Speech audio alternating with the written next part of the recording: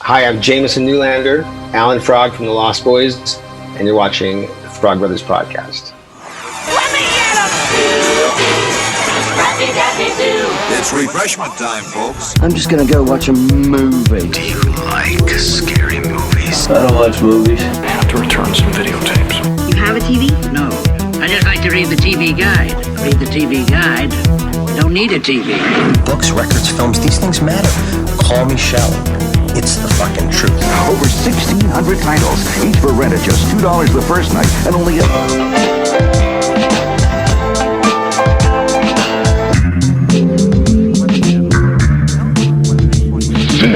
don't watch TV. Yeah, but you are aware that there's an invention called television, and on this invention they show shows, right? It's a laserdisc. Okay, I want channels 18, 24, 63, 109, 87, and Weather Channel. Welcome to the Frog Brothers podcast with your hosts, Justin and Alec. Hello, and welcome to episode 67 of the Frog Brothers podcast. Is that your favorite number? 67. For those wondering, that is my cat Yoshi hollering from the bedroom. I know you miss him from our YouTube videos. He'll be in some more. I might do some like recreations of movie scenes with my cats. Be pretty cool. My cat. Exactly. My cat. Oh, I don't have a cat. I have a my dog. Cat. His name is Mike Hat. Well, his full name is Michael Hat. It's the best joke in the whole movie. It's a funny one. I do like it. Yeah, I recently pissed off TikTok because I claimed that Answer the Call was one of the few remakes that's better than the original. Yes, you were trolling people. And then I claimed that Last Jedi was the best Star Wars movie made. Yeah, that was classic. Nothing like triggering people. What do we got for news? I know some news. We had a couple trailer drops this week. It's a big fucking week for trailers, for me at least. Halloween Kills. I was about to say that's probably the big one. Halloween Kills. Now there's things about the 2018 Halloween I don't like, but overall, I mean, I liked it just as much as some of the other Halloween sequels, you know. It felt like kind of an old school horror movie, I think, more than there's like ones. lots of long tracking shots like the older ones. I think the new trailer makes it look better than that one, but who knows? Yeah, we'll see. I mean, it looks cool to me, and if anything, my only argument is that they showed too much in the trailer. Yeah, exactly. But again, we'll have to see because we don't know that for sure. There could be 3 times as many kills as were in the trailer. Excuse me. Yeah, they show a lot of kills. I really like the light bulb one, where it's literally a shot. But you see the whole fucking kill. He takes the light right out of the kitchen, one of the fucking long fluorescent ones. Well, it seems like they completely. Justin, did you freeze? Oh no, you're moving. I was just wondering because I hadn't heard from you in a while. It seems like they reveal completely like how he escapes the burning building in that whole sequence. Yeah, they revealed a lot, but I think that's very early on. So yeah. I'm just trying to figure out why you guys are clipping so bad of mine. Like everything you guys say is like clipping the red here. That's on your end because ours is literally no different than what we usually do. If anything, I'm backed off a little bit, but it sounded fine last time the recording. Okay. It just hard to hear when it's that sharp. Anyway, yeah, no, that Halloween Kills trailer looks pretty wild. Some crazy shit going on in it. I like how they just show us that he's going to slaughter all the firefighters. Like, okay, well, way to give away the opening scene. Yeah, I do like the point of view of the mask. One of the firefighters' point of view. Booger, come here. Yeah, no, that looked pretty cool. So, you said other trailer. What other trailer are you talking about? Well, there's a Scooby-Doo meets Courage the Cowardly Dog straight out of nowhere trailer. That trailer. Oh, yeah. Yeah, that was a good trailer. And it looks fucking dope, especially if you're a fan of Scooby-Doo and Courage the Cowardly Dog. When's this release? I don't even remember. I don't know if they announced that or if it's just a trailer or what. So it'll be out, I think, this fall. It looks sick though. I'm definitely buying that one. I don't buy a lot of the new Scooby-Doo stuff movie wise, but I bought Return to Zombie Island because it was kind of a sequel to On Zombie purpose, Island, or so. you just don't plan to? Well, it's like a lot of it's not as good. It's hit or miss, you know, like some of it's way too wacky. And like they put out 1 or 2 movies a year sometimes. There's 2 Scooby-Doo movies coming out this year. One already came out. So you're not a completionist. You just get what you like. Yeah. Which is easy to do with Scooby-Doo because there is so fucking much. Now we also went to a military supply store this week, didn't we? Yeah, we went to Mickey's Surplus in Kansas City, Kansas. It's a surplus store I've been going to since I can remember. That's where I got my jump boots, my combat boots, as some people call them. I got those in high school, and they still going strong to this day. So take care of those things that last a long time. I'm just going to be really pretentious and start wearing this beret all the time everywhere. You're already pretentious, so now you just have a matching beret. Exactly. It matches the pretentiousness. Can you imagine my mustache and long hair with the beret just all the time? Would you get really annoyed by that? Like that guy, that's our friend who always wears a beret. I don't know, but now you need to put some wax in your mustache on the ends and curl it if you're going to be that guy. I'm not talking about being a Frenchman. Jesus. You know what else got announced? My balls. Dragon Dagger from Hasbro Pulse on sale for $59.99 pre-sale. Supposed to ship. It's a re-release. They already did it once. Yeah, but they have it up again for sale because a lot of people missed it. So, and I'm one of them. It's pretty similar looking to the Bandai one originally, but this one has a glowing effect around it. So this one has a white tip. I haven't seen the side by side to compare them, but if you're in the market for one of those, that's probably cheaper than buying a secondhand Bandai still. So, yeah, sorry, that was my topical Meet the Parents joke reference. What'd you say? But this one has a white tip, and he spray paints the tail. Oh, okay. You know what else? Foreshadowing, foreskin shadowing. Tony Hawk Pro Skater 1 and 2 dropped on the Switch on Friday. I picked that up. Oh hell yeah, we're gonna come over and we're gonna fucking bang some shit out on that. We need to stream some of that. Yeah, I already recompleted the first level of Tony Hawk 1 and got all 10 challenges completed. So yeah, going, watching me, and so he was cheering me on every time I'd complete a challenge. He was stoked on it and was having a good time. So, and he played for a few minutes. There's something so weird about in those games, but like they're so cool and fun. Like they're really good throughout a lot of it. Like I was playing Tony Hawk Underground was one of the best ones they made because you could by that point create your own skater and you could do all sorts of crazy stuff with it. And they actually had a storyline where you're like a skater who gets like sponsorships and deals and stuff and becomes sort of famous and shit. And that's how like the plots of those later games went, but they were fucking fun as hell. I played a ton of them on PlayStation and PS2. I think they only released like one on PS3 or something. How many did they release on that? Like 1 or 2 maybe? 1, 2, and 3 were all on the PlayStation 1. Or no, the PS2. No, 1, 2, and 3 were on PlayStation 1. And then 4, I think, was on PS2. And then Underground 2, American Wasteland. I don't know where they went after that. There was like a Tony Hawk's Proving Ground. I think that was on PS3. But I might be wrong. The last one I remember playing was PS2. Yeah, I remember one of those, like 3 or 4, you could play as Spider-Man maybe. Or maybe it was 2. I don't even fucking remember. I'm pretty sure it's 2, so I haven't gotten to 2 to see if you can unlock that yet again. I doubt they kept that, but some of the music's the same, some of it's different. I don't like how they've got the music in the mix by default. Like it doesn't just start when you go, it's like always going, so you hear the whole track, which is cool, but there's a few things on it that are a little different, but overall it's still got the same feel, same fun. So yeah, looking forward to getting into more of that. So that was a blast getting that. And actually, if you're looking for it, Walmart had it for like $33.48 or something compared to the $39.99 price tag everywhere else. So, well, I don't have a Switch, but I think I'll get one sometime this year and start picking up some games since they actually have, like, for a while you couldn't get all the same games. I mean, you can't get all the same games, but you couldn't get like a lot of the same games on like Wii and shit during the PS3 and generation and shit. And PS4, I never really had one except for my ex. So yeah, no, it's this is dumbed down a little bit from the next gen consoles. So I'm not sure how it looks on there. Like I've seen some side-by-side screen grabs and it looks amazing on the next gen, but this looks great for what it is. I mean, it's obviously upgraded from the old stuff. So Yeah. I don't have a console, so I'm not complaining at all. I'm having fun with it. So then the next big bit of news is obviously Fast 9 came out last week. So that's really the first big summer tentpole film to hit theaters. And then we've got a bunch of shit coming out now. I'm going to actually go see that. I don't know if either of you are interested in it at all, but I'll go.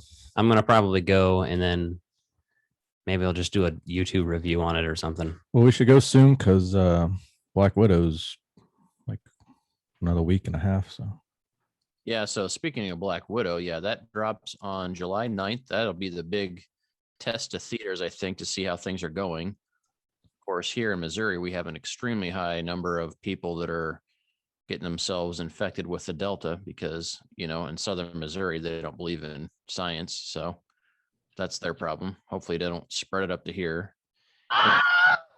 You know what else drops is Resident Evil, the new TV series on Netflix, drops on July 8th. So we have content there. That looks awesome. And then obviously the Godzilla, right? The Godzilla cartoon dropped, or anime dropped, I should say. Yeah, I've been meaning to watch that too, but I'm just debating like if I should binge watch it and then do a video on it, or if either of you are interested in watching that and then doing a video with me for it for YouTube separately for Kaiju Vision, pretty much. I think for that, the Resident Evil series, since they're on Netflix, we're just going to need to binge them and then do a recap because that's what I mean. Like we'll just do a Kaiju Vision. We'll recap the whole like series. One episode to review them all. Yeah. There's week by week on something like that when you can see the whole thing start to finish on release. Think of some new sort of some new name for that and everything. This is a little behind the scenes for everybody. We're going to think of some sort of name and we'll do a YouTube series on. That's how we can cover Camp Cretaceous too. We can do it season by season. So there'll be 3 videos for that. And that's no big deal. So that's what I had written down for news. Some cool stuff there. And then That's what I heard. Excited about all the shit coming out, and Alec and I are kicking ass on these cosplays. I ordered a olive green vest like Edgar Frog wears in the movie today. Oh, during the vampire cave scene. Yeah, and that's what he wears through the end of the movie too. And I got the wrong jacket originally, but he does wear that kind of jacket that I bought in the sequel. So still trying to hunt down the other the other shirt I need. So you're saying he doesn't wear a camouflage jacket at all in that one? No, not Edgar. See, Alan wears a couple different kinds of jackets, but he does wear the kind I got, at least in the cave scene through the end of the movie. So yeah, that's the final act basically. So, but we've got a few options, so we'll be able to cosplay as the Frog Brothers, and then we got this badass mashup coming. Vampire Busters. That's the only thing. Be cool if we get a patch where you almost you need to do another logo design, or we need to get another one designed where it looks like David behind the Mowgli has a mullet and shit. I've already started. So there you go. That'd be good, and we could have those designed for the cosplays as well. And then other people would probably want that as a patch anyway, so we can sell that on our store. Coming soon, we'll have a lot of merch sometime this summer. Probably next month, we'll debut some shirt designs for people to buy and Patreon and stuff. In July, we'll drop the shirts so we can start getting those out to people that want to buy them. We've got 3 designs on there right now, but we'll keep adding more. I think we're going to add the Frog Bros video on there for the group if you haven't joined the group. But I do like that logo, so we'll probably just throw that up there as well, and then we'll just throw up more designs as we come up with them.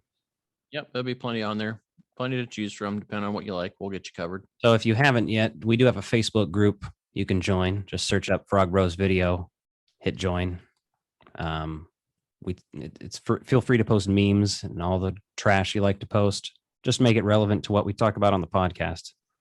If you're going to shit post, make sure it's shit posting that actually has something to do with the topics we cover. Yeah. Or even the tangents we cover. I'm willing to accept that too. As long as it's just mentioned on the podcast. Like you could make a Fruit Looping meme and put it in there, and I'd be like, yep, we talked about it. They got me on that one. Also, if you haven't checked out our YouTube, I don't know if you're watching us right now on the tube of views, but we just passed 200 subscribers. I'm getting a lot of views lately on there and stuff, so be sure to check it out. youtube.com/thefrogbros. That's all the plugs I have for you for now. Stop filling your holes and start filling your ear holes with some water cooler cult, I suppose. If you're ready to move on. Yep, we gotta keep this one on pace today. Water cooler, cold, cold, cold. Water cooler, cold, cold, cold. Water cooler, cold, cold, cold. Water cooler, cold, cold, cold. Water cooler, join the cold, cold. Water cooler, join the cold, cold. Water cooler, drink it out, get out. Water cooler, join the water cooler, cold. Water cooler cult. Loki All episode made 3. Lamentus. Again, this is only episode 3, and I don't know how many there are of Loki. I think 6. But I think so far my favorite series was definitely Falcon Winter Soldier, by far.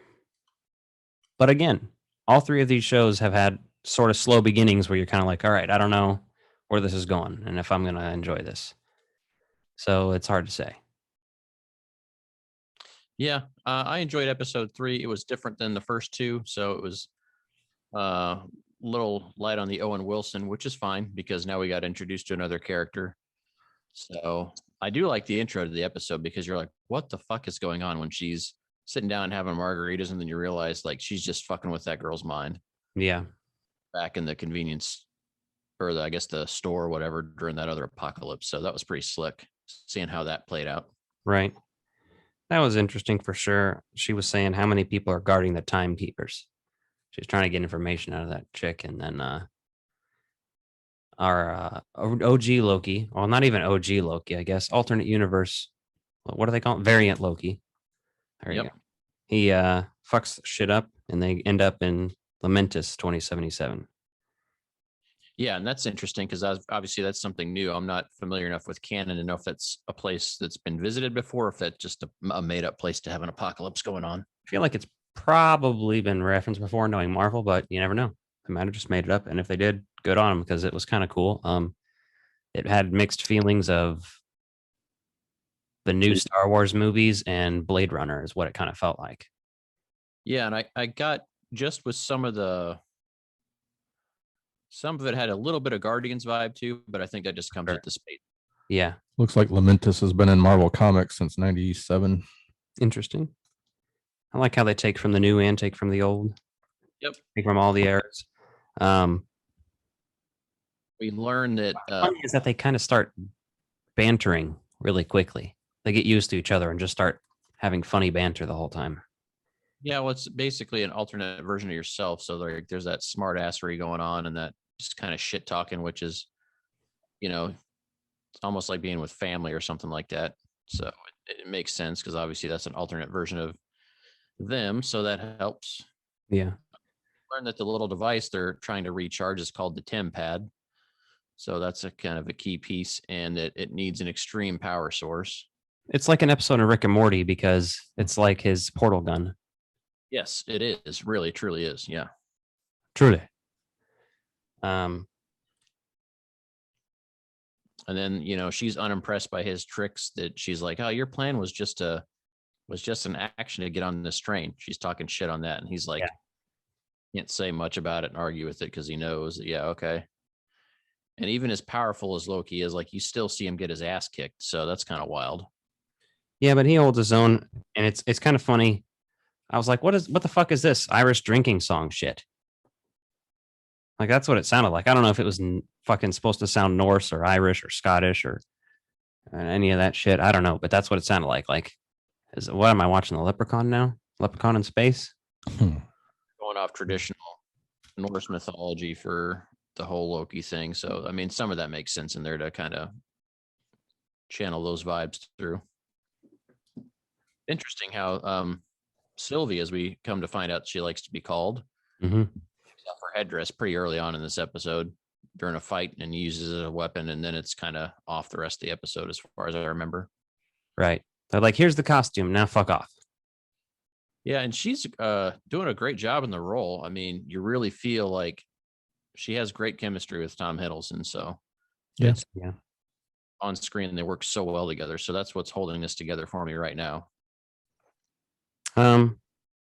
I honestly don't have too much more to say about this episode. It ended with them kind of like seeing the city crashing around them, and I couldn't tell if that was what that last explosion was supposed to be. That was the escape ship, the Ark or whatever. I mean, right? I guess I guess I could. It looked like a fucking building to me. I couldn't tell because everything's all CGI'd and it looks like Blade Runner. That's why Apocalypse. I actually had to rewind a couple times. Like I rewound it 3 times and was like, well, I don't know. I guess that's supposed to be the ship. Yeah, they mentioned the Ark was their evacuation ship, away. and I think it's like just kind of like launches like our space. I thought this was going to be like a singular event episode. Like I almost predict that in the next episode they're going to get out of there within 5 minutes and then start another something else.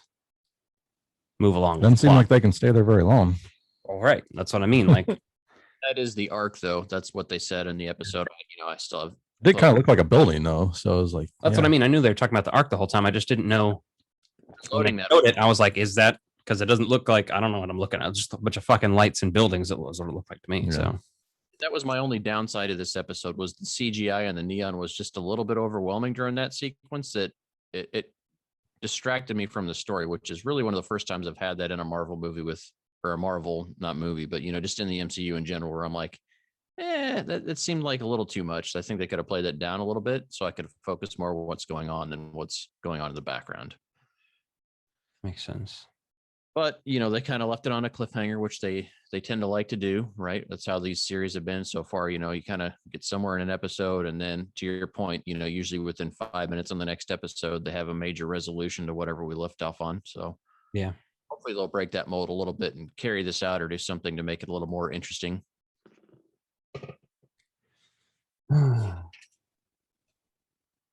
Yeah. Well, let's go in chronological order of the release of these movies, shall we? This is You know what I just watched? Me pulling a can off some moron says. Return of the Jedi. Did you see Alien? When that creature was in that guy's stomach? Oh my god. See that really old movie? Empire Strikes Back? Jesus, Tony. Welcome to Retro Release Reviews. Easy Rider. 1969, dudes. Columbia Pictures. Mm-hmm.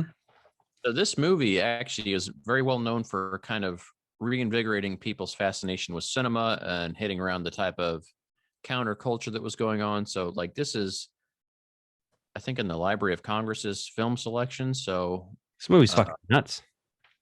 It's pretty interesting. I watched it once with Nick when I was fixing his proton pack, and then I watched it again and sat down and took my notes. And there's a lot packed into this movie. It's good.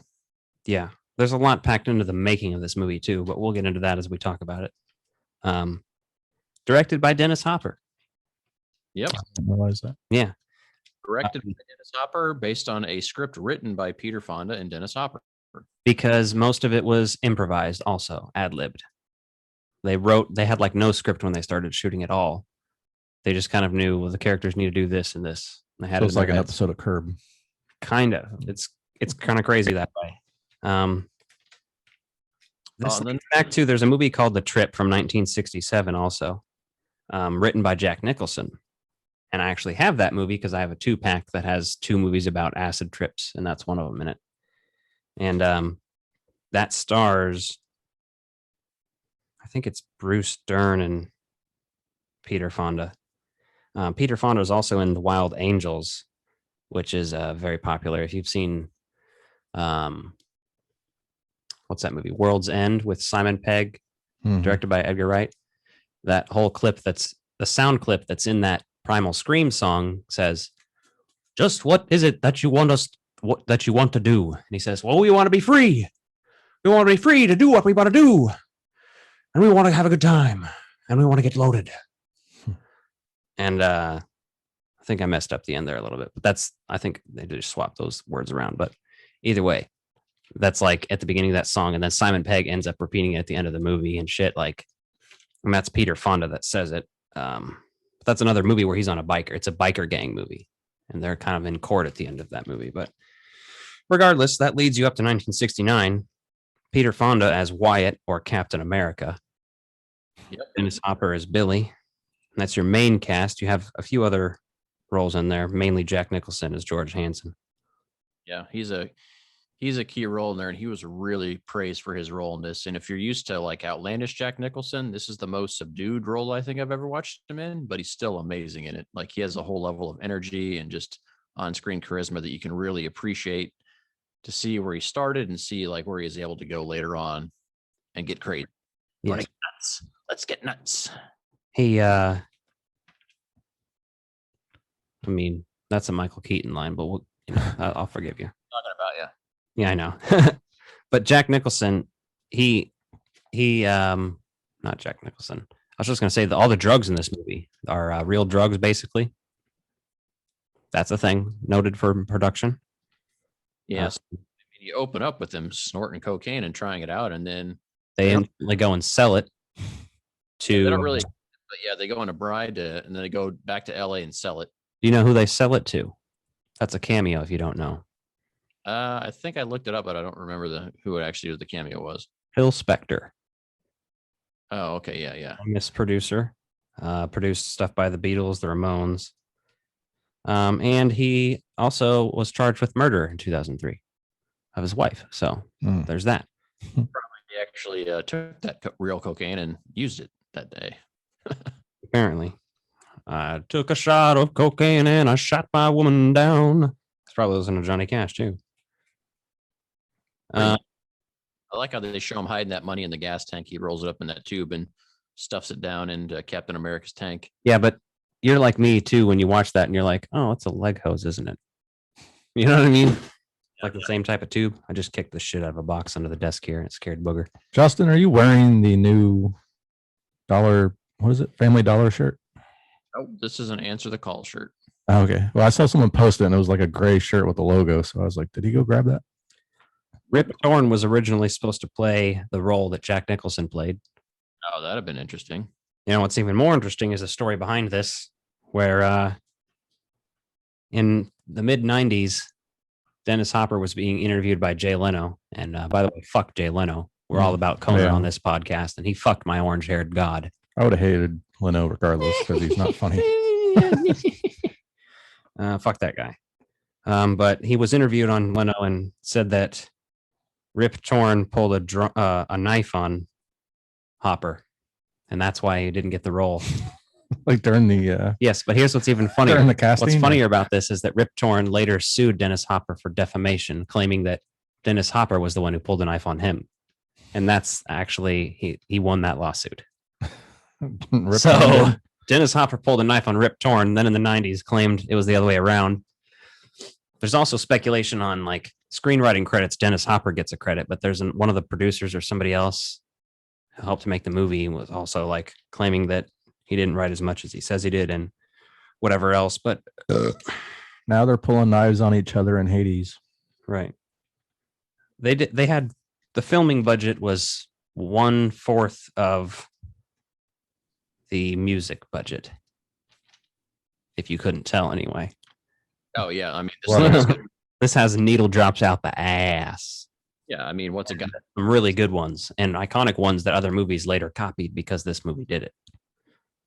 Yeah, 2 Steppenwolf songs, a bird song, Jimi Hendrix Experience. So I mean, and that's just I wanna be a bird.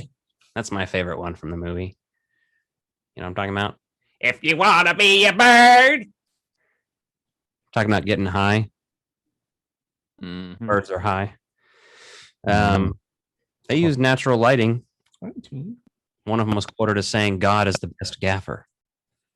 That's hilarious. Did you know there was a sequel to this too?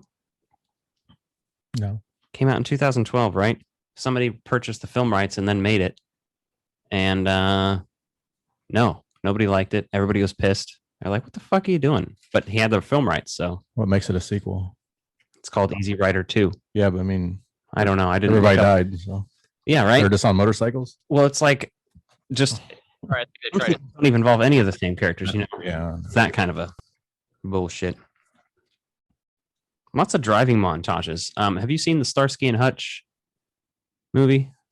Yeah. Yeah, probably once. Once when it first came out. You should watch it again. I have it. It's we'll have to cover it sometime for something hilarious because it's not excellent, but it's fucking like not bad. It has some pretty funny shit in it. And at one point they disguise themselves as bikers to go to a biker bar. They literally dress as these characters. So Ben Stiller has the fucking mustache and hat and jacket, just like Dennis Hopper. And Owen Wilson's dressed up like fucking Peter Fonda. Well, I guess it'll make that movie better having seen Easy Rider. Yeah. It's kind of weird and plotless for the most part. They kind of just drive around. They're going to Mardi Gras, but they just like to fuck around, and they're kind of like, I guess, homeless.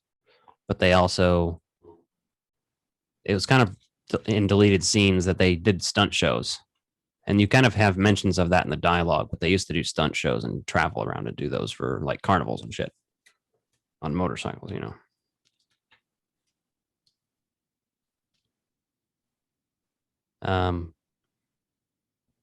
So they go to the hippie commune. Mm-hmm. They pick up that hitchhiker. They go to the hippie commune. And that's like, honestly, like my least favorite part of the movie until they're bathing with the hippie chicks in the water or whatever. Yeah, that's the part where me and Justin like, this movie got really weird. Yeah, but it was 1969, man. This is what they were all about. So it's kind of funny. And well, when you watch it, I mean, Nick and I were fucking around fixing his other shit, so we weren't paying super close attention. When I watched on my own, it clearly made sense because they wanted to get the fuck out of there, but those hippie chicks practice free love, so they're just free to do what they want. And that made sense from that point, where they're just like going on their adventure and then fucking about their day. Pretty much. They meet George in jail shortly after for driving. They joined a fucking parade in a town, and then they get arrested. Permit. Yeah. Parading without permit. Can you believe that, man? Parading without a permit. You know how many times the word man is said in this? It might be more than Cheech and Chong. Hey, man. Hey, man. I'm Dennis Hopper, man. But I like it. And he's like, what does he mean, dude? And after, dude means like everyday guy, Cool dude. Nice guy. Nice guy. George is found out to be a lawyer. Then he helps him get out of jail because he's in there all the time because he's a town drunk, basically. But he's also a lawyer. So that's kind of funny. He's like, you got a helmet? Oh, I got a helmet. Then he fucking gets a football helmet and shit. You see him riding around on the back. Yep. And through all of these montages, because there's so many montages of them driving in different scenery and shit. Let me tell you guys, as someone who did smoke weed when I watched this movie, it helps. You're like, fuck yeah, I can get behind this. If I was watching it sober, I'd probably be like, all right, enough with the fucking driving montages. Get it. But either way. It works if you got good music with it. Like I said, I really like, there's a good variety of songs, and even the weird ass ones, like the one, if you want to be a bird. It's like goofy as hell. And it's just like, no, this is a song for getting high. Which I actually meant to grab some sound clips from this because I'm going to probably before the next week's podcast, because there's some definitely good sound bites I need, including no man, it's grass. And the whole scene where they're talking about the UFOs, right? And he tells him, you mean marijuana? We need to get that as a clip. I mean, he sounds like an after-school special where he's like, it's a gateway drug. And they're like, no, man, don't worry about that. Right. And I was watching, I was like, is he just messing around? Does he really like have plenty of experience with it? And he's just acting like he doesn't? Basically, he's experiencing that for the first time. Then I was talking about aliens and then completely forgets that he's smoking. He's like, actually, I think it went out. Yeah. Got carried away here telling the story. You stoned out of your mind, man. That's another one I need. I can play it for myself all the time. And then they play the song, Don't Bogart That Joint, My Friend. Pass it over to me. Which is another good one. What the fuck did I write here? Oh, yes. They go into town, right? That's my favorite shit. They go into town and they're getting all these weird looks from the rednecks and shit in the town. And they're like, what the fuck are these hippies doing here? And then they even like calling them pretty and shit. The girls are actually like, oh, I want to get fucking pounded right now. They're like, I'm here for it. I want to ride that mustache. I want to fucking, yes, I want it. So They decide to leave though because the cop there and everybody else is kind of talking shit on them. Even the girls are flirting, and they come out and ask for a ride and shit. And we know what they mean, but this is when they start singing, "The man is at the window, the man is at the window, the man is at the window," because the fucking cop is looking at them through the window. And I just found that fucking hilarious. And they get out of there. Go camp. Outside of town. And then that night we lose our dear friend, George. George gets clubbed to death by the fucking hillbillies of the small town just because people were different. And this is a small Louisiana town they're in. So basically true to life, right? Anytime you go to a southern place. But the fucked up thing is that I wrote was ironic is that so much of redneck culture and like white trash culture is now a huge fan of fucking motorcycles that nowadays they'd almost be wanting to kick their own ass for having their family members like kill the type of person that they all fucking became. Right. It's about all the notes I have, because then shortly after, these motherfuckers, well, they hit up New Orleans and they're doing some cool shit there. Yeah, they partake in Mardi Gras, and then they go down to this brothel that George had been talking about earlier. It's the best brothel in the state of Louisiana. I got this card from the governor. Yeah. So they go down and check that place out, meet some girls, and kind of do their thing. And then they got some acid at that hippie farm earlier, so they trip LSD down in the French Quarter and a French Quarter cemetery. And which, if I'm telling you right now, I've done acid before, and a cemetery is not the place to do it. And an above ground cemetery too at that, right? In Louisiana, because of all the flooding and everything, like it's all above ground cemeteries, and it's all like a lot of concrete tomb coffins. So yeah, it's that'd be trippy as fuck. Go at the cemetery? Fuck no. I'm not stupid. And then the ending of this movie, man, the ending of this just kind of pisses you off because heavy downer. Yeah, it's sort of comes out of nowhere, and then it literally is just like, now we're gonna roll the credits, bitch. Now, this is one of those like things where this must be where the stereotype comes from, of like people always mention people doing this in movies and shit. And I think this must be one of the most famous ones where they're just like, all right, like, yeah, let's fuck with these guys. Now we kill the main characters real quick. First fucking what's his name? Billy? Yeah, Billy gets fucking shot first because these guys are fucking with him and just trying to scare him and show it off a shotgun. And he flips him off, and then he fucking shoots him. Yeah, the guy just fucking blows him away with the shotgun. And then Wyatt turns around and goes and checks on him and sees what the hell's going on. And then by that, the other redneck's like, we need to turn around and take care of it. They go back there and fucking shoot him. And the shots, first of all, I'll just say the transitionings in this movie are really cool. There's some flash forwards and flashbacks in random spots, like just for a few frames. And they did, like 30 minutes earlier, show Captain America have a little vision of his motorcycle exploding. Like that last shot was randomly and shot like 30 minutes earlier for like a couple frames. And so they trashed that bike, right? And another fun fact is that all the bikes they used for this movie were stolen, besides the one that exploded. And that one was kept and was eventually restored, but those bikes were stolen. And so when they realized they didn't have the final from them, stolen like while they were filming and everything else. Yeah, stolen. The way you said it means it sounded like you were saying the production stole them. I was about to say, I saw a note online that the production paid like $250 for each motorcycle or something. So I don't know that they're not stolen, but they were stolen from them. That makes sense. No, they were stolen from them. So when they shot the last camp scene, they don't have the bikes in the shot, which you normally see, because they didn't know how to end the movie. And that was one of the last things. And by the time they came down to shooting that ending bit, they didn't have motorcycles anymore. So for cyclist enthusiasts, like this is a bike that's commonly duplicated. There's a bunch of these around the country that people have in different places you can go see replicas of. So it's pretty cool to see that that's still living in the subculture like that, you know, all these years later. Yeah, I saw this movie a couple of years ago when I was doing research, and I think it was when Once Upon a Time in the Hollywood was being made, and it was being, you know, that movie takes place in like 69. So it was one of those movies I was reading about, and it kept getting mentioned in different stuff because it's a counterculture movie, you know. movie about the hippies. And I don't know, it's just fascinating. I like the movie. It's artsy.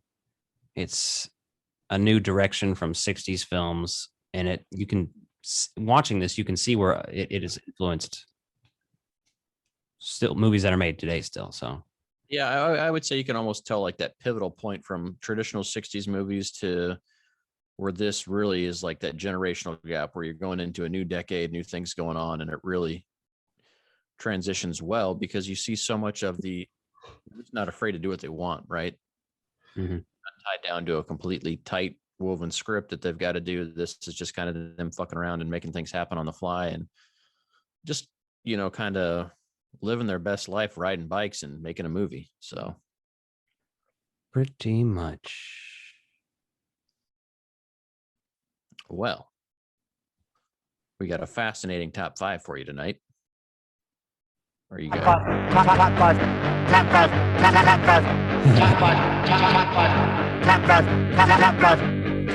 This is top 5. This is top 5. This is top 5. Hey, is this the top 5? This is the top 5 TV and movie pets. Fictional pets, TVs and movies. This is a hard fucking list because it's just hard to think of. There's so much. There's pet. I mean, I'm sure I'm going to hear shit from you guys and I'm going to be like, oh, fuck. You know what I mean? Like, I didn't even think of that shit. Yeah, probably. I mean, I've got a few honorable mentions on there. But some of them, it's like also, I tried to put more important roles on there too. Yeah. All right. Well, I'll start with number 5. Our rule was it had to be a real animal, right? Yeah. It couldn't be like Gizmo from Gremlins. Right. Okay. I just wanted to point that out. Yeah. So my number 5 is Don the Horse from Hot to Trot.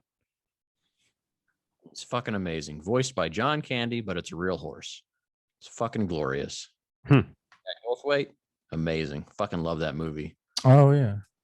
We'll have movie to eventually. Horse. Now, a lot of people be like, well, wouldn't you just do Mr. Ed? No. Mr. Ed was funny, but goddamn, Hot to Trot was comedic gold. We were talking about that movie not that long ago, weren't we? Fuck yeah, we were. It was amazing. Yeah, we've talked about it a few times. Nick, what's your number 5? I put Nanook from Lost Boys. So I just kind of put the first 5 I thought of. Well, maybe not quite. I was about to say, I don't know. Nanook, I think, should rank high on your list, but hey, what do I know? I'm not very good at ordering either, so. We didn't, well, I don't think he has a lot to do. I mean, he does, but like, it's you kidding me? But it's he kills one of the vampires. But he's also in one movie, so I was thinking of other stuff that's got more. All right. Well, my number 5 is the Beast from The Sandlot. That's a good one. That fucking dog is awesome, and he's feared, but he's actually a nice boy. He's the best boy. He's a good boy, and we like good boys around here, don't we, Bud? He's wagging his tail out there. Yeah. There's nothing much more to say about that. People know the Beast. What's your number 4? My number 4 might tear people apart if you love dog movies from the year 1989. No, it's not Jerry Lee from K9. It's Hooch from Turner and Hooch. A clearly better picture. I didn't think of that one for some reason. I did, but it's like I didn't want to put it on there. It's too depressing for me. No, that's true.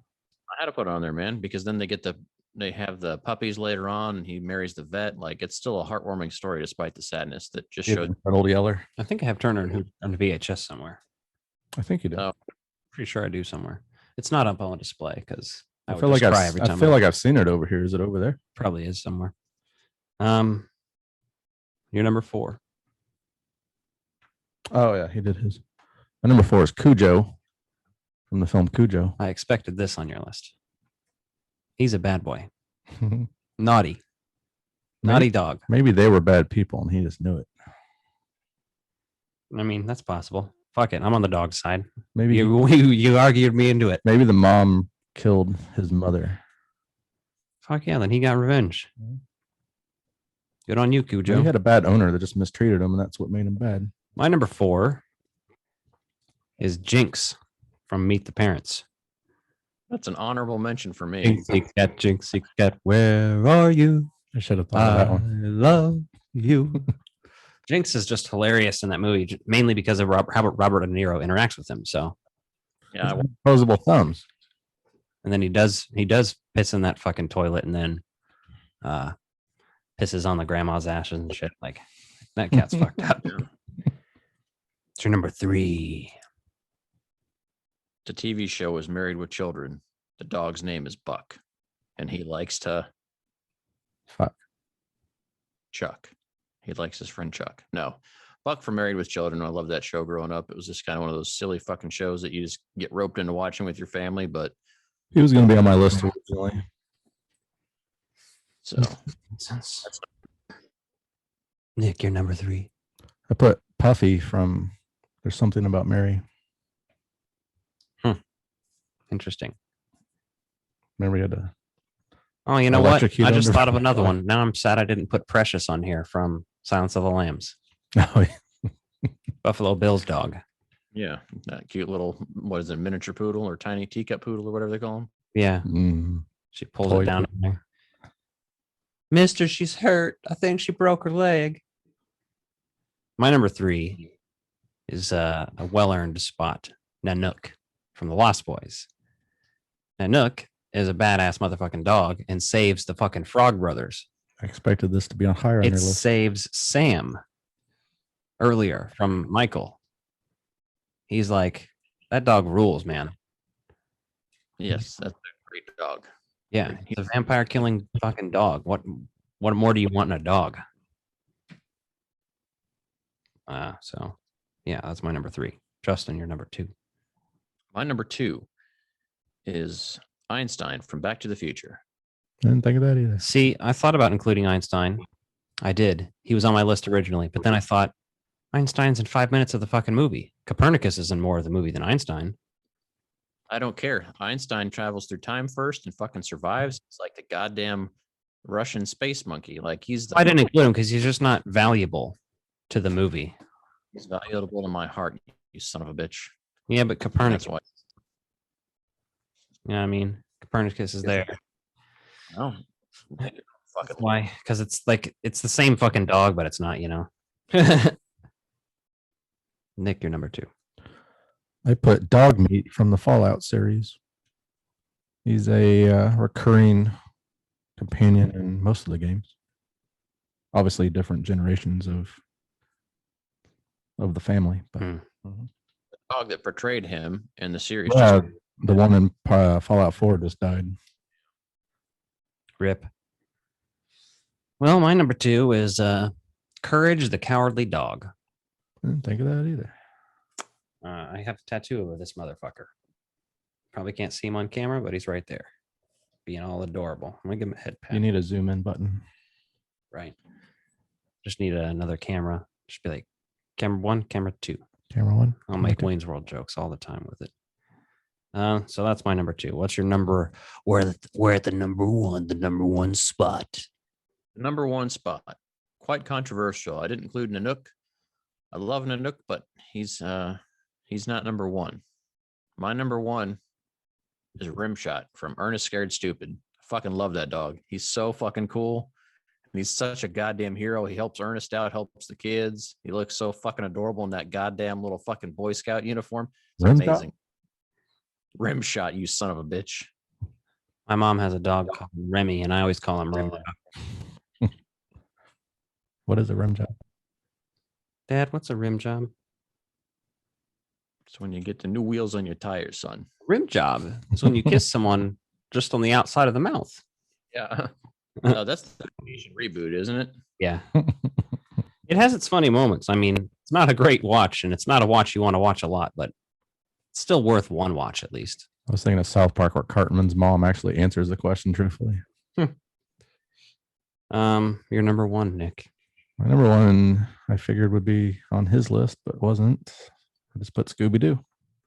All right. A man of culture like myself. I also put Scooby-Doo. I figured he's the most famous fictional dog. So maybe a little obvious. I don't have to tell you that I love Scooby-Doo. Look fucking behind me. But I have So- a Scooby-Doo DVD collection. I like to buy the other stuff. There's a Pez Scooby-Doo up there. I love Scooby-Doo. It's always in the intro. Yes. I did all real life animals, so I didn't do any animated stuff. I forgot the rules and I just went by what I thought we said. So Oh yeah, it just has to be an animal that actually exists, not necessarily not animated. Right. yeah. So that I guess that's where I threw off. But I have a shitload of honorable mentions. So obviously I had Jinxie on there, Snoopy, Scooby-Doo are on there. Chance from Homeward Bound: The Incredible Journey. A lot of people choose the dog Shadow, and I'm like, nah, Chance is more my style. Fucking Benji, Toto. There's so many fucking Toto, yeah. Banks from Hocus Pocus, but he's not exactly a pet. That's why I didn't include him, but he's a cat. Or he's a human trapped in a cat body. Mr. Bigglesworth, Pagan from Extreme Ghostbusters, Kylie's cat. But again, just not in enough stuff, not very relevant to the show or anything. That's why I didn't include it. Spike, the monkey from Ace Ventura. You know what's weird is I didn't put a single cat on my list. Doug from Up, that dog. Yeah. That dog rules. Yeah, there's a lot of Beethoven. I put old dogs. I mean, Benji had his own whole series of movies, and like it's hard to forget him. Jonesy from Aliens. Yeah. Alien. Yeah. I see. There's another cat I could have put. Comet was the dog they had on Full House. Like that's another like staple standard, obviously. So yeah. And a lot of people would include Brian from Family Guy. He's kind of a staple on there as well. So there's so many good ones out there. So everyone's list is different. Astro from Jetsons. I considered Duchess from Aristocats, but I didn't include her. This is one of the first ones we've had where we haven't really had a lot of overlap. This has really been a good list. Yeah. Nanook and Scooby-Doo we overlapped on. I think that's it. Yeah. Good stuff. Good times. Speaking of they never done anything where Scooby-Doo was betrayed by a real dog? No, not that I know of. I guess we're doing another retro release review. You know what I just watched? Me pulling a can off some morons' beds. Return of the Jedi. Did you see Alien when that creature was in that guy's stomach? Oh my god. Oh my god. You ever seen that really old movie? Empire Strikes Back? Jesus, Tony. Welcome to Retro Release Reviews. I might tell you something. This is one of my favorite fucking movies ever made. Yes. Mm-hmm. We're speaking, of course, about Vacation. National Lampoons Vacation. Specifically, yes. Mm-hmm. Produced by Maddie Simmons. Directed by The late, great Harold Ramis. This is interesting because I recognize the name Maddie Simmons now after watching that movie we watched, A Futile and Stupid Gesture. Oh. About the making of those, the National Lampoon magazine and shit, and eventually Animal House and Caddyshack. And, there's people playing Chevy Chase, but there's a guy who plays Maddie Simmons in there, so he produced this as well. He was a magazine guy, so that's kind of weird.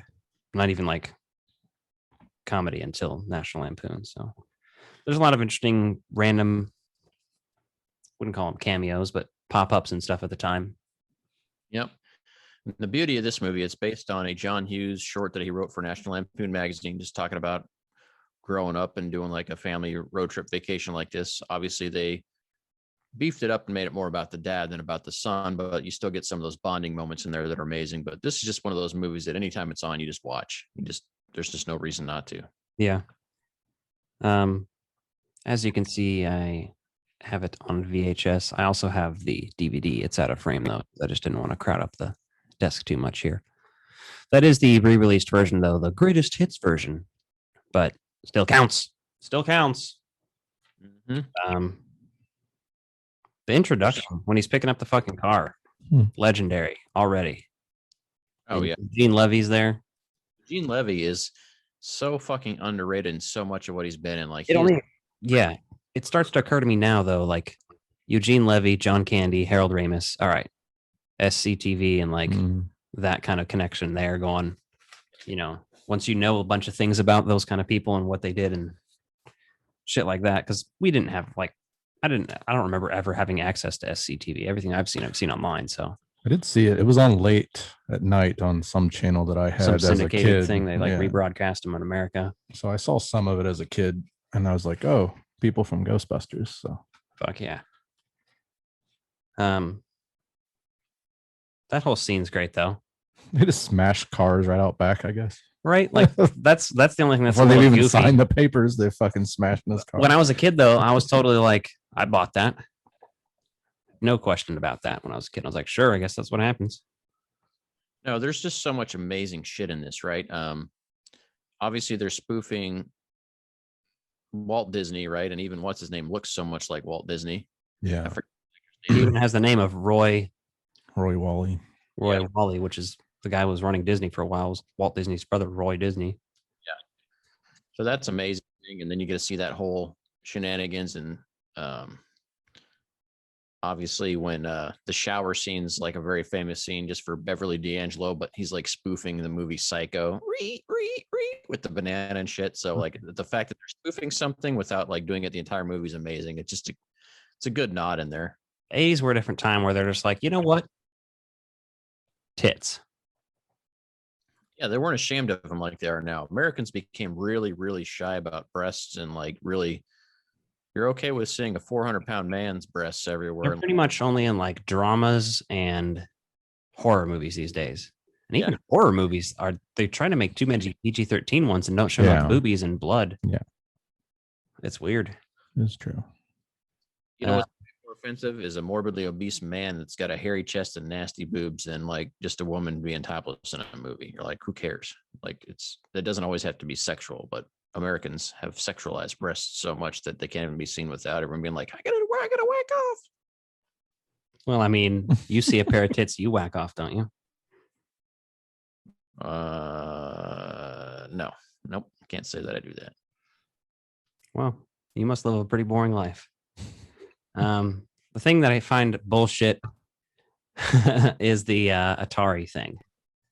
Oh yeah, that's just so. He's showing a little dumb. map route, and he's like Pac-Man following them. And like the only thing that makes that still work is his like dad frustration. I'll call it, or just like, thank you, Audrey, and like being sarcastic and just like he's telling him to quit, but he's not being a total dick because he's excited and he wants them to show him this thing. But he's being kind of a dick because he's just like, no, fuck off. Like video games was very novel back then, though. Yeah. And they didn't understand how computers and shit worked back then either, clearly, filmmakers. So I mean it's a silly gag, but that's what I mean. It's just one of those early computer things like you see in the 80s, lots of computer, like fucking don't even get me started on war games and shit. You know what I mean? Remember that? Yeah, and I mean for me for vacation, people are like starting to do DIY at home programming and stuff. I'm like, well, maybe that's not that far fetched that Clark was doing that, but I don't know. It's just still kind of like well, it doesn't and makes sense how the Ataris all of a sudden interface with the computer. Right. Like what the fuck? But all right, I'm just pointing that out because it has to be pointed out. A lot of computers were actually computers that did games as well, so that was some of those Ataris. So well, not Ataris, but maybe a Commodore 64. Yeah, that was a computer. But I mean, that was clearly an Atari in that scene, or it was supposed to be. Even the joysticks were completely different though. They looked weird. They're like much bigger. It looked like shaped weird. I don't know if that was up with that, but I have a note here, and I have no fucking clue what it's referring to. So maybe you guys can help me out. This happens sometimes on my notes, and I love it. I have wrote in quotes, so it must be a quote that someone says or something. He's wearing jogging shoes. End quote. Does that mean anything to you? Oh, fuck. I can't remember now. Oh, what was that? So I remember Rusty points it out, and Clark is like, "Oh, they always wear those or something." Oh yeah. That's the joke when they're in that town, and it's about the sheriff or the whatever was wearing. Jogging shoes. That's what it is. The sheriff was wearing jogging shoes. Yeah, they're in Dodge City, Kansas. He was like, "Yeah, they're really committed to the bit here, Rusty." And he's like, Daddy's wearing jogging shoes. Like, oh, they did back then. Yeah, that's something like that. Well, they used to. That's what he says. Because that's what I wrote down after it. I just couldn't remember what the fuck I was referring to. I looked up where Cousin Eddie lives because it was somewhere in Kansas, and it's like 7 hours from us. Coolidge, Kansas. We should go there. Southwest. Yeah. Probably over. It's close to the border, yeah. So it'd be a little drive.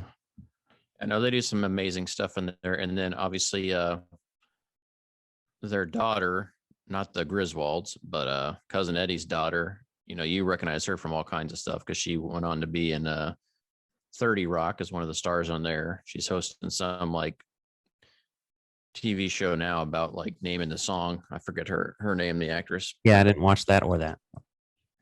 So, but the Eddie part does have one of my favorite bits in this movie, one of my favorite jokes that goes kind of unnoticed, especially if you're a kid.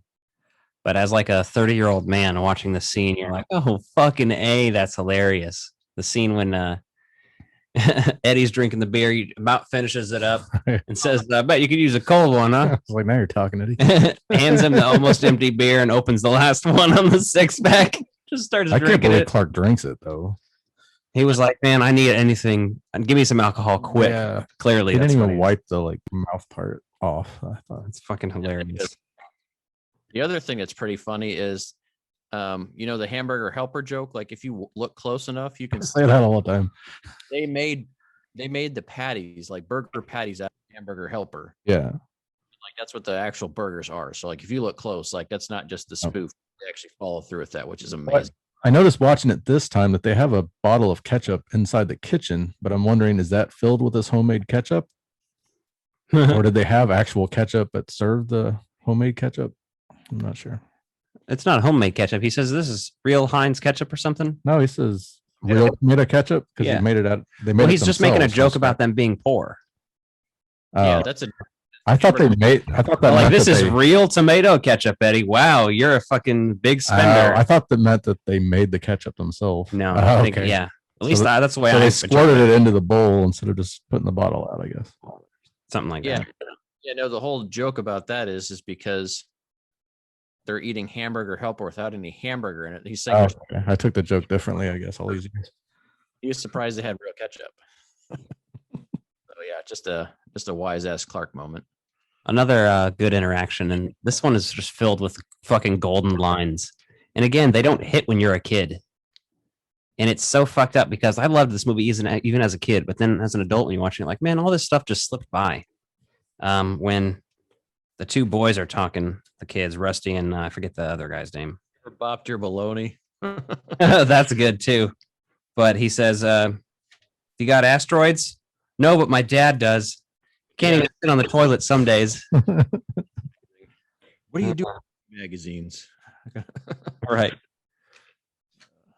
That's amazing. I ran a kiss. My daddy says I'm the best. I had that written down as well. And then the weed, obviously. They smoke some weed. She has a shoebox full of it because she's a farmer. Being a farmer ain't exactly cool. Yeah. You got an award for raising a pig? Right. That's some good shit right there. Classic. I mean, there's he hands him at the end of that scene is when he gets him the shoes, Oh, Eddie, you really shouldn't have.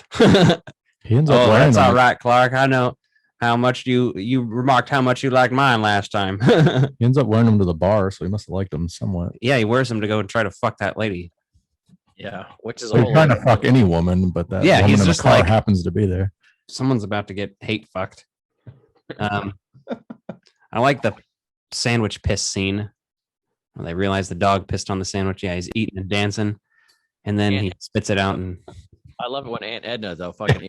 She don't give a shit. Yeah, she's like, "Fuck it." That dog pees in her mouth all the time. Here's another interesting thing. Brian Doyle Murray is in more movies than any of the children actors who portrayed the children, because he's in this one and Christmas Vacation. Well, Audrey in this movie reprises her role in Christmas Vacation too. So that doesn't fucking count. Yeah. No, it doesn't. It's canon. No, it's not. Talks about that. Vacation Cinematic Universe. No, it's not. Yeah. I'm a completist and I don't own it. I streamed it once just to check it out when I was binging the whole film I think we series. watched on TV with our parents one year because, it was on or something. And it premiered on NBC. Our whole family like was just like, oh. 2003, I think.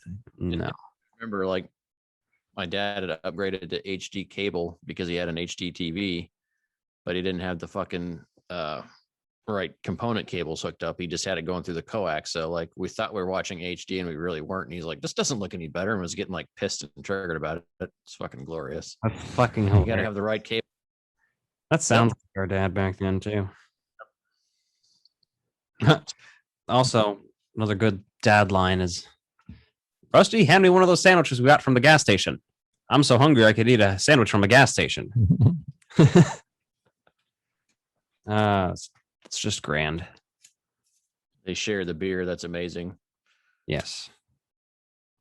And then you see, you know, after the whole pool incident, they go down to swim together and they try to like reconcile their argument or whatever. And then she goes and everyone goes out and sees her topless. But what you fail to realize is like both the kids walk out and see their mom topless in the pool. They're like, weirdos. And you're like, oh my God, that'd be traumatic. Yeah, the kids saw a lot of weird shit happen from their parents. So go back. I walked in on one earlier when he was like, I want to toast to a good vacation. All that shit. Vibrating bed, man. It's like we really missed an era because right. That and other John Hughes written film.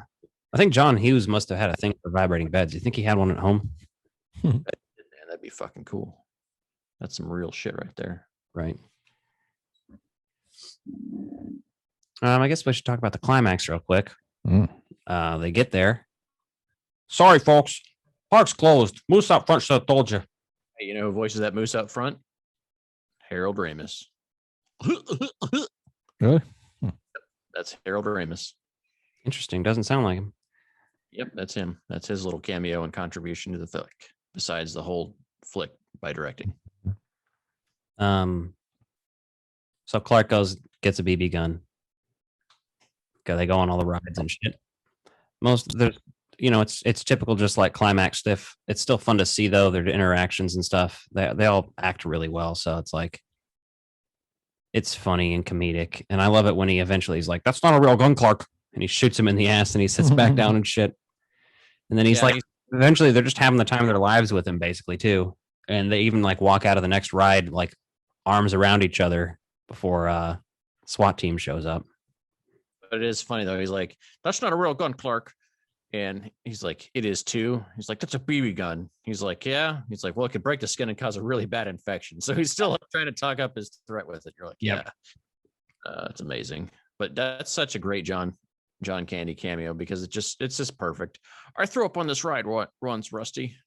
And then he's like fucking hyping up to Roy when Roy shows up there to see everything.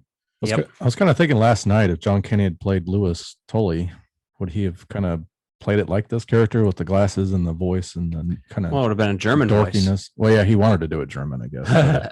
German with dogs. Like, but if the writers and stuff had that kind of nerdiness in mind, I kind of would be like this.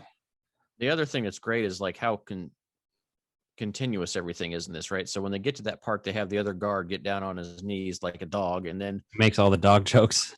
And then when Roy's there later on, he's like, "They made me get down on the ground, like treated me like a dog." Yeah, that guy passed away not too long ago. He was in the James Bond film License to Kill. That's I remember him from. I recently threw on Live and Let Die randomly just because it was on one of the streaming services while I was doing some shit. And it's like, oh, I realized how long it's been since I've watched some of these Bond films when I was a kid, because I didn't remember the intro to that movie at all, with the funeral and them coming and picking up the guy. Live and Let Die. Yeah. It was dope. We're going to have to go back and cover those on YouTube sometime. Yeah, that's pretty much the bulk of that movie. So we got, we're doing another, I wouldn't call it an interview. We're just having a chat with some good friends that'll be out sometime in July, closer to the release of Answer the Call, the anniversary, I should say.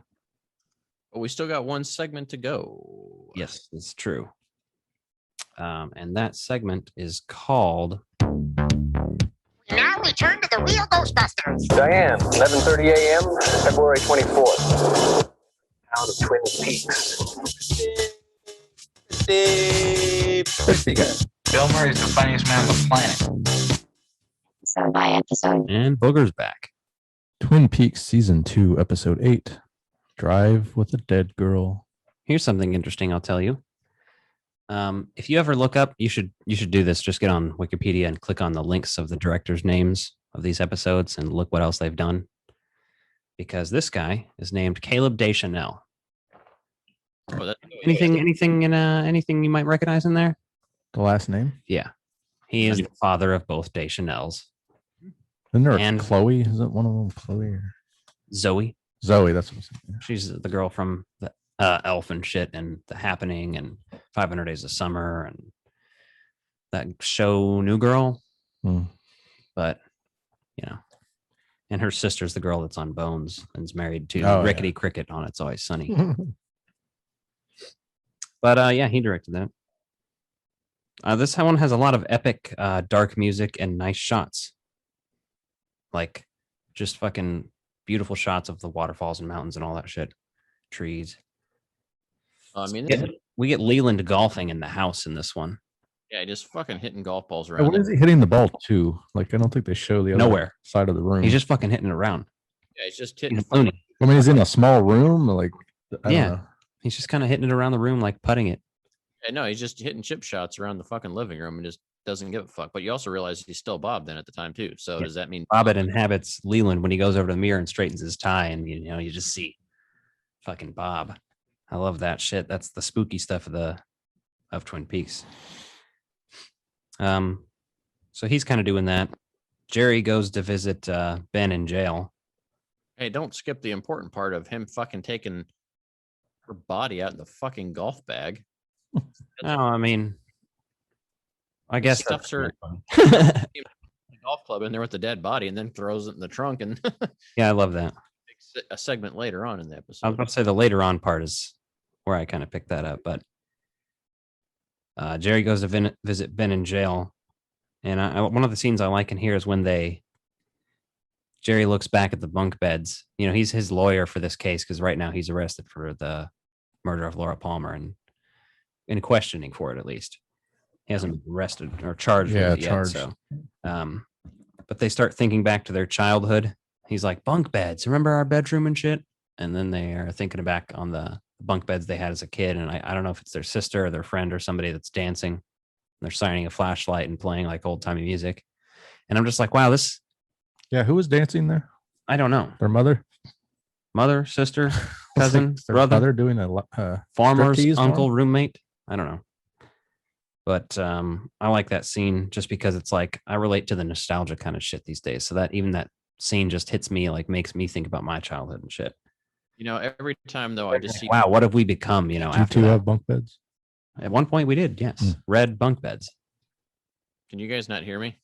We can hear you now. Okay, I was gonna say sometimes I've been trying to talk and I just get cut off, but I'm not sure if you can hear me either or not. So we started to talk, and then I think Nick cut you off because he was trying to talk too. I think that was just bad timing. Yeah, so no, we had bunk beds, but one of the interesting pieces there is that anytime I see Ben and Jerry show up in the show together, I just get pissed that Ben and Jerry's doesn't have a fucking vegan Twin Peaks flavored ice cream. Right. It should be cherry pie. Pretty much. It should be cherry and coffee. Yeah, cherry pie and coffee is what. Cherry and coffee ice cream. Yeah. Okay. I think it'd be good. Is that a thing? I don't know, but it should be. You have to flavored ice cream. Pie. Yes. Crust, yeah, whatever you want to put in there, yes. It'd probably be like graham cracker crust. And you'd have chunks of graham cracker or something in there. That's how the apple pie ice cream is. Well, that makes sense. I should design ice cream. I love Leland singing around the Great Northern and giving a fucking show like Fred Astaire. A fucking asshole. Yeah. Clearly just Bob. And then Cooper and Harry go in there and they're like, what the fuck? They tell him Ben was arrested. And then he goes around the corner, starts crying in his hands, and then starts laughing like a crazy fucking person till Coop comes around the corner again and is like, you're right there? And he's like, oh, yes, I'm all right. And he's just being a creep in general because he's fucking possessed right now. They do a fingered blood test, DNA test on Ben. imagine, to test it against the blood they found at Laura Palmer's crime scene and shit to see if he's the killer. Spoiler. No, I'm not going to give you a spoiler. So there's a lot of interesting things in this episode that really don't go anywhere, right? So Norma's mom shows up at the diner talking shit on the food. Like, are these boxed potatoes? Well, these things go places. They just don't go there in this episode. Well, yeah, that's what I'm saying. Like, so that we get some. There's a lot of side plots in this season. Go ahead. Well, I was going to say, yeah, you get this whole thing like a big introduction, and then it doesn't go anywhere this episode. So typically that's one thing where they break the typical episodic TV series because they don't always close the resolution on a guest appearance. So Bobby found that tape, and now he's listening to it, and it's of Ben telling Leo to burn down the mill. So what's interesting about that is he decides to blackmail him.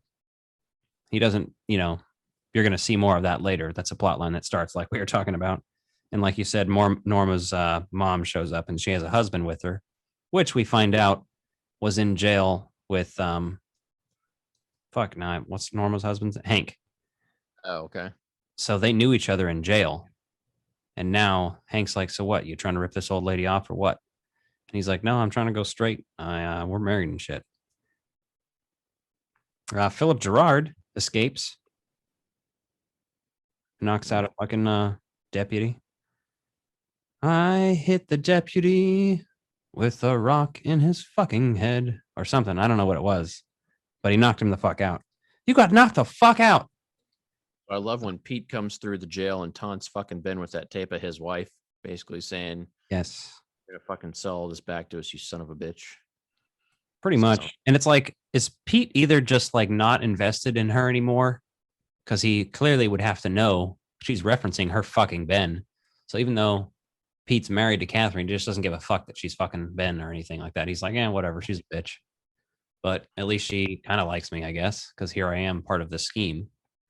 Yeah, I think that's just his thought, is that she's choosing him over that in the scheme. So, she may have been using that to manipulate him later on. So he's kind of a bumbling idiot, but at the same time, you're like, I love Pete, though. Pete's great. Oh, yeah, he's one of the characters that you generally like worry for and care about because he's not a fucking just trash human. So Leland's driving like a fucking madman all over the road. Almost hits Cooper and Harry or Truman in their truck. So they pull him over. And this is when he has the fucking golf bag full with the dead body and golf club in his trunk. And they're sort of talking to him. And then he's just kind of like making up shit because he's Bob and he's kind of being an ass. And then you think for a minute, he's like, no, let me show you this golf club. And you're like, what the fuck is he doing? It's almost like he wants to kill them, He's like, he wants to be caught so he can fucking murder them right on the side of the road, almost, it feels like. And then they get a call about Philip Gerard escaping, so they have to get out of there. Yeah, with that, you can't tell, like, is that Leland, like, trying to take over and rat himself out, or is that Bob just getting ready to kill him? Because he gets that club out, and he's like, I think it's Bob just ready. He's like, I want to kill these guys, so let's give him... risky to open the trunk and want to show him your clubs when the dead body's back there. Exactly. I wasn't really sure what his motivation was either. I'm convinced he's doing it on purpose. And then they go and charge Ben Horn with the murder of Laura Palmer. And Cooper tells him that, I don't think that he did this. And then he tells him, I've had enough of your fucking shit, basically. I've had enough with the dreams, the visions, your superstitious nonsense. And to bed. Just like, this is your backyard, man. Yeah. Isn't that the first time he's really kind of said you're a little crazy with your bullshit? Yeah, pretty much. He's kind of put up with it that far, yeah. But that's pretty much the only time he'll talk shit on it too. Jerry tells Ben, basically, I should not be your fucking lawyer. You need to get a better lawyer than me. I do not know what I'm fucking doing here. You're about to get fucked, dude. Yeah. Little side plot in this one is the whole Andy thing, and you see Gwen come in with the baby. He passes out. Like, that's a whole other thing that I think is going to lead to more stuff, because he eventually tells her that, like, hey, like, that could have been my baby, and like she has that moment of like, oh fuck. So many soap opera plot lines going on, and yet there will be much more introduced in this season too. There's two of the most iconic side plots have yet to be introduced in this season, and they happen in this season. One of them I hate, and one of them I love. How many episodes total for the season? Is it 22 or 20? At least 22. I think. Yeah, I think it's. I don't know. There's like 20. Yeah, it's either 20 or 22 because the total's around 30. Yeah, that's why I wanted to say 22 because I thought it was 30 total. Got it here on my spreadsheet. No, that's it's definitely a good episode. It's 22 episodes. I missed because the boys showed up over here tonight as I was finishing up the episode, but I saw Dale speaking into the microphone recap of the day, and he had a slice of cherry pie on his. I like a slice of cherry pie with a glass of milk. Like, yeah, he's consistent, man. He's a creature of habit. I love how he's into those things. yeah, he's just one of the best characters that's ever been in a medium of television or film for me. I just really like him. He's interesting. He's smart and eccentric and different. So what happened beyond him just retelling his notes? Is that the end of it and then it goes to credits, or did I miss something else? I don't think so. I'm not. That's the last of my notes too. So must not have been anything too important if it did. The next episode has one of my favorite endings too. Like just like the one before was really good with the Maddie getting killed. The next one has some more of that type of epicness in it. So, well, we're gonna close this one out for the day, and may as well throw some tunes up there. Alex pretty much already gone through and told you all about our social media.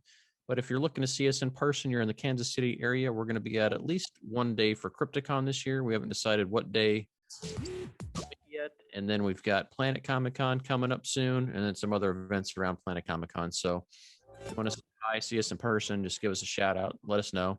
We're going to do our best to do as much as we can at Crypticon. And even if Justin's only able to go one day, we'll see what happens. I might try to pop up and do more.